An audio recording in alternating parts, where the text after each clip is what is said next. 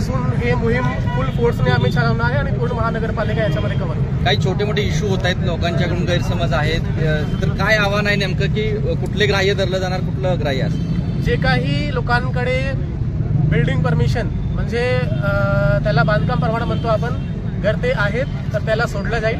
घर बिल्डिंग परवानगी नसेल त्याला आम्ही रितसर नोटीस देऊन काढणार आहे. जे काही रस्त्यावरच्या धंदे आहे किंवा पत्रे शेड वगैरे असेल ते विदाऊट नोटीस पण महानगरपालिका काढू शकतात, परंतु रस्त्याचे आजचे जेवढे बांधकाम आहे त्याच्या विस्तृत इथे सगळ्यांना नोटीस दिली गेली आहे 2 महिना 3 महिन्यापासून. तरी आज आम्ही मोहीम सुरू केली. काही लोकप्रतिनिधी हस्तक्षेप करायचा प्रयत्न करत आहेत, तर त्यांना काय आव्हान आहे?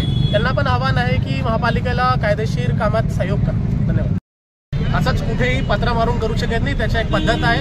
महानगरपालिका अधिनियम आहे, शासनाचे काही नियम आहे, त्याप्रमाणे तुम्ही परवानगी घ्या.